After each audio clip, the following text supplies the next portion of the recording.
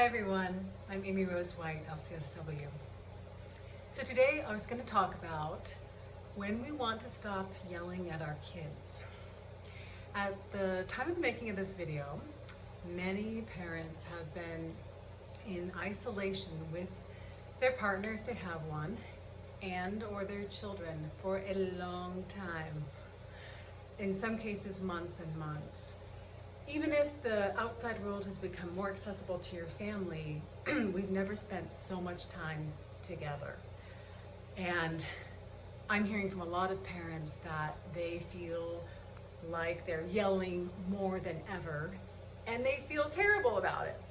And they want to stop, but they don't know how. So let's break this down. Number one, do not beat yourself up about this. And that's not the same as giving yourself permission to scream all the time, or letting yourself off the hook, or letting it be okay. It simply means that we're not going to solve the problem of yelling at our kids if we tell ourselves we're terrible parents for having yelled. If you're watching this video, it means you care about the emotional impact that yelling has on children, regardless of how old they are. And you're interested in stopping. It doesn't feel good, and or it doesn't work. And you're not alone. So let's talk about the factors that contribute to us yelling at kids. So a few things. Number one, when we start yelling, it usually means there's an unmet need, particularly not feeling heard. But before we even get there and talk about tools and tricks, we need to dial it way, way back. Most people who are interested in self-growth, interested in parenting, perhaps interested in parenting in a different way than we were parented, which is a lot of us, because our parents can only do what they know how to do. And current generations are more open and have more resources to self-healing, transformation, parenting information, introspection, spiritual development, etc., in my opinion. And so we want to open this door to changing it up for our children, but we often don't know how. And you're not alone, there's nothing wrong with you, you're not broken, you're not a bad parent if that's the case.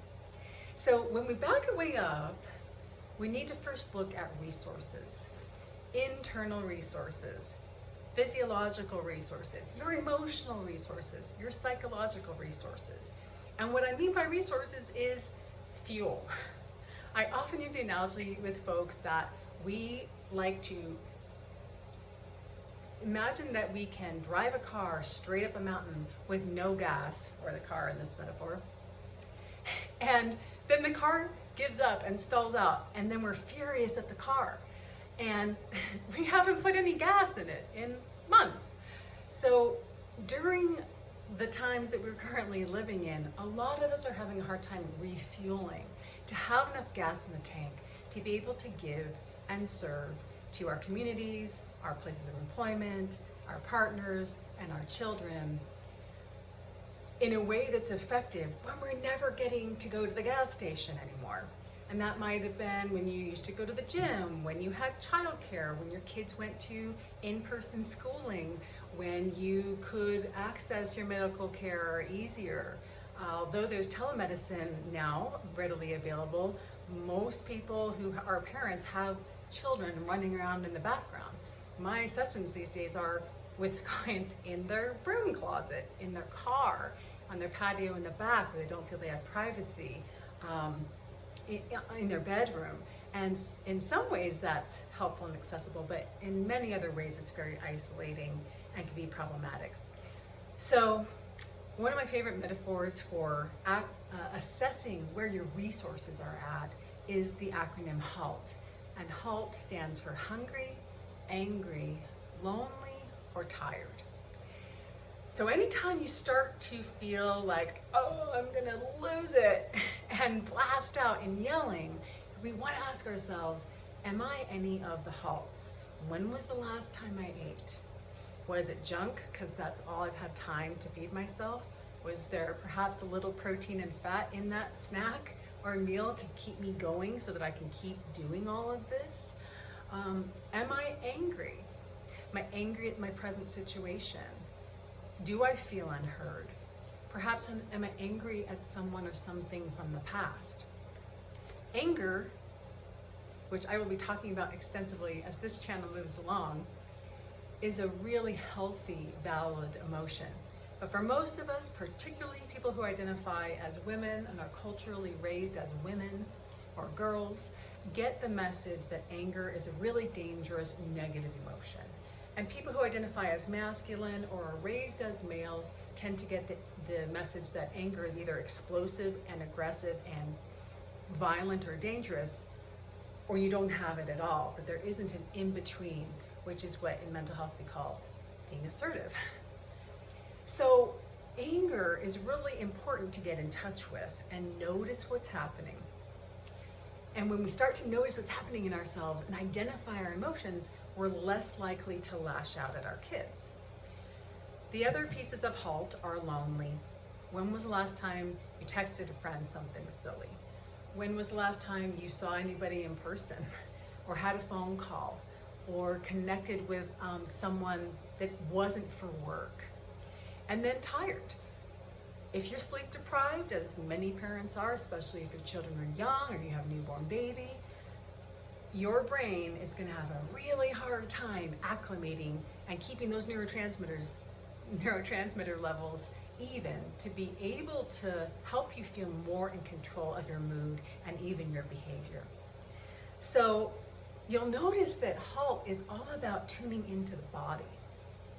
And most of us are kind of floating around, parenting, working, interacting in our relationships, maybe even sexually, checked out of our bodies, out in the ethersphere, in the heavens, disassociated, and that can be for a variety of reasons. Maybe there's an abuse history, maybe there's actual trauma, maybe there's a lifelong experience of stress where your brain is just used to sort of removing itself from the present moment. Can be a lot of reasons why we kind of check out from our body. Maybe you're just so busy you haven't given yourself or learned to give yourself permission to ask yourself, when was the last time I went to the bathroom? When was the last time I'd eaten or drank water? So part of stopping yelling at kids or reducing that and replacing it with more effective, helpful behaviors is learning to tune back into the body. What is going on with me? And a lot of parents will say, like, I don't have time for that. If you're asking me to meditate for 20 minutes, to tune in and get all zen, forget it. It's not happening. I'm not asking you to do that. If you have a life that supports your ability to do that, awesome, go for it. But believe it or not, taking a physical inventory is really about micro moments of slowing the breath down. Even right now, I'm gonna slow it way down and pause and just bring my breath into a rhythm and slow it down.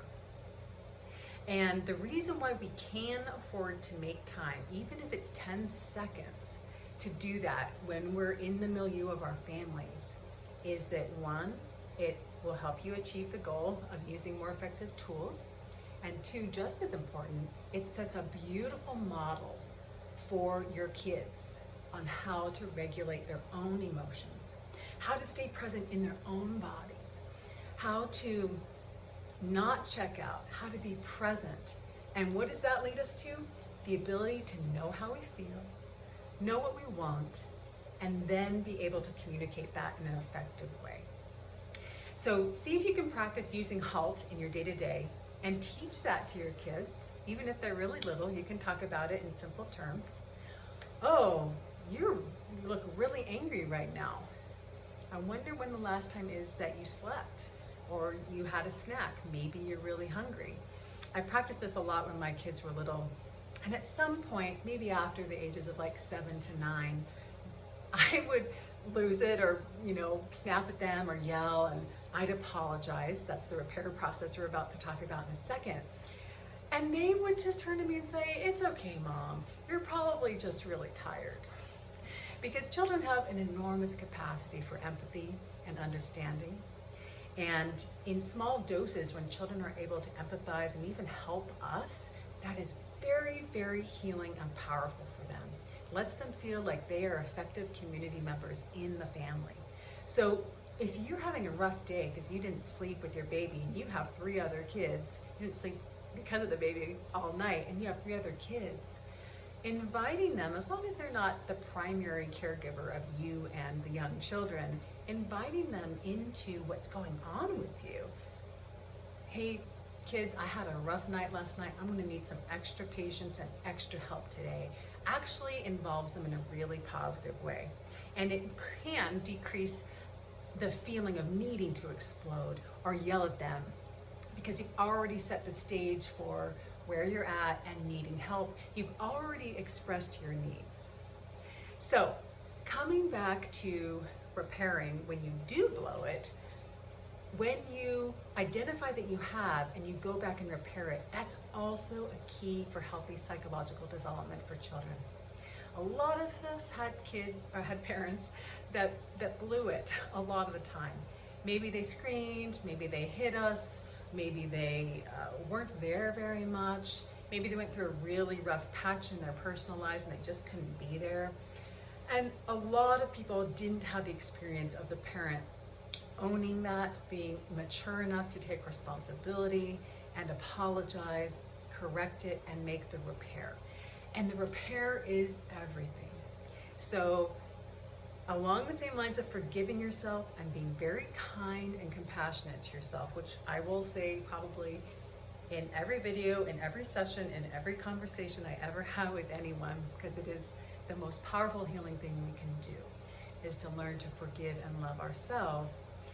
As you let yourself off the hook, you're actually opening the door to this repair piece, which is really, really, really healing for you and your kids. So when you realize you're low on resources, attend to meeting those needs, do the repair work and communicate that to them. And then this is sort of the deeper psychodynamic part of it. Few things. If you connect to your needs now, that's really important, because now's the here and now. We can eat the food, drink the water, take a break. Maybe you're just overstimulated. If you're an introvert like me, a very social introvert who loves sequins, you may still need 5 to 10 minutes minimum when you are moving from a workplace into taking care of the kids. And right now that might be from one room to another. Maybe you have a family member or a nanny or someone who's helping you, or maybe you have no one and the kids are running around while you've been trying to work all day and you have literally not had any space to yourself. You might need to ask for that, to literally have the stimuli go down so that your brain can feel safer. A lot of our brains interpret a ton of stimuli as danger. And what will we do when our brains feel in danger? We flee, we freeze, like, I'm not hearing you, children, or we fight. Leave me alone, give me space. You might not say that, just in case. Maybe that applies to you. I know it's come out of my mouth, once or twice in the course of my kids' lives. So giving yourself permission to meet your immediate need for time and space alone. Noticing in the body what your cues are, what your signals are. When you take the time to tune in, you'll start to realize you're having some sensations in your body before you explode. And most of us are on such autopilot that we don't even notice that. But if you slow down and take an inventory, you can start to realize, okay, when I get this tightness in my chest, or this clicking in my jaw, or my shoulders start to go up here, or I start tapping my foot a lot like this, since you can't see my foot, this is a foot, that's my sign that I am low on resources and I'm feeling overwhelmed, and maybe I'm feeling angry and frustrated, I'm about to explode. So that's the opportunity to go meet that need. The deeper psychodynamic piece is, our kids are really, really good at bringing out the inner 2-year-old, 5-year-old, 16-year-old, maybe it's your 20-year-old in you, when they are being developmentally normal for that age. And you unconsciously, usually, tune in to the needs you didn't get met, we didn't get met at that developmental stage.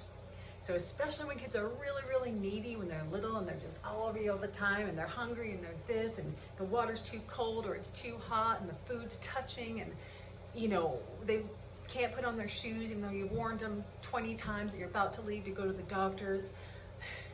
All of a sudden, that normal developmental behavior in them triggers maybe the 5-year-old in us that maybe was screamed at themselves or punished in some way, or love was withdrawn when they misbehaved.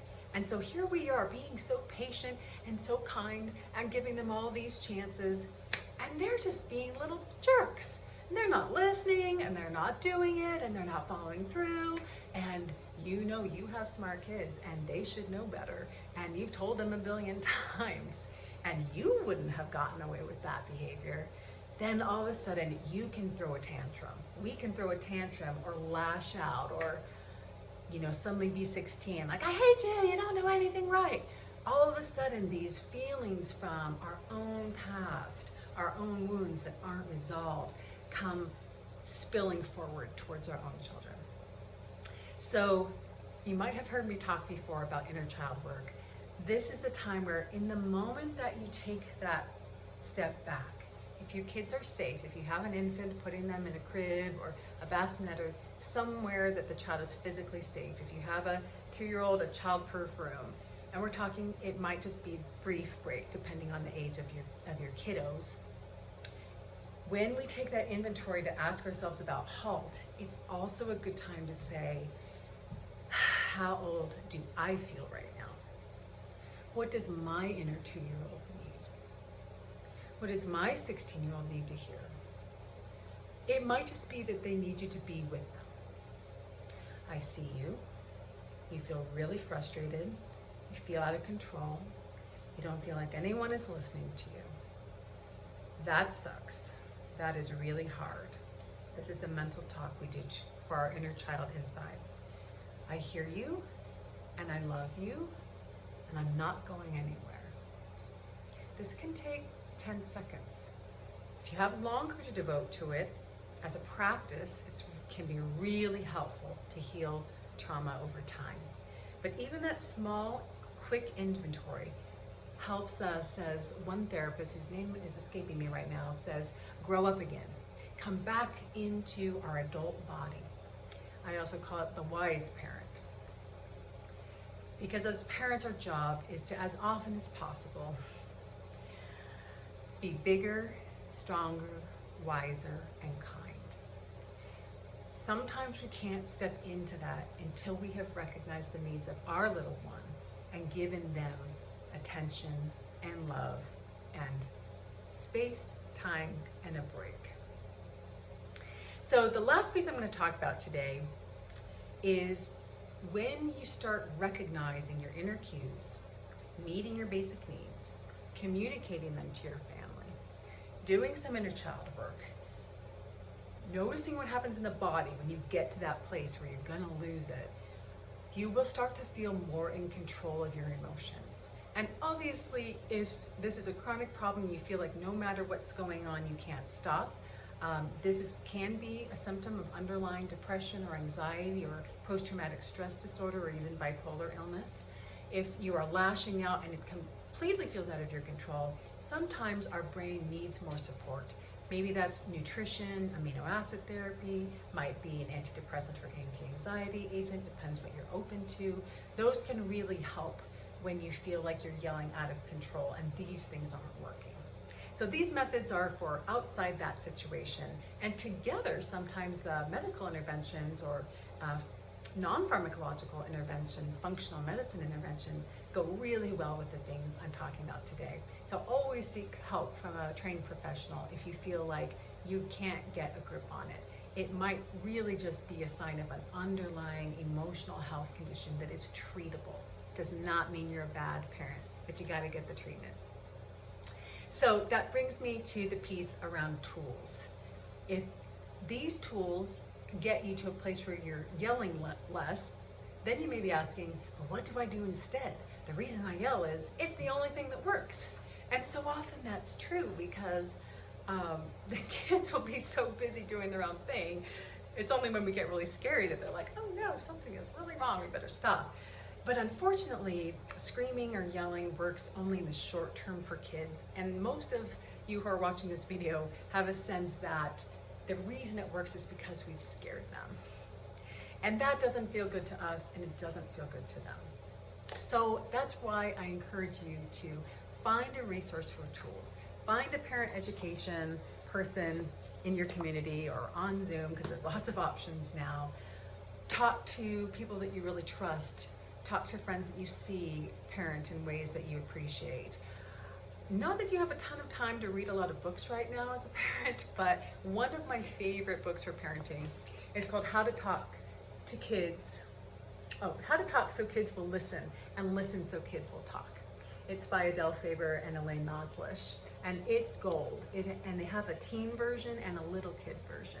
And what's cool about this book is they have cartoons.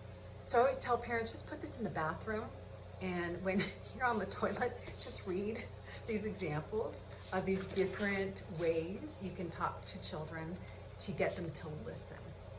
Listening is actually not that developmentally normal for most young children, but we need them to and we expect them to. So nobody was born knowing how to do this. Parenting's the hardest thing on the planet, and we have these really high expectations for ourselves, and then we beat ourselves up when we don't do it. But we didn't learn it in grade school. We didn't learn it in high school. Most of us didn't learn it in college. I had to get a degree in early childhood education and developmental psychopathology to learn how to be a parent, and it's still been really hard. So you're not alone. So those are my few pieces to share about yelling at kids. Again, if you feel like it's out of control and no matter what you do, you can't stop, you really may have an underlying neurochemistry issue that isn't your fault, and I encourage you to seek additional help and support. I will leave you, as always, with may you be well, may you be happy, may you live with ease, may you be at peace. Please like, share, and subscribe to this channel, if this has been helpful to you. And until then, blessings and love.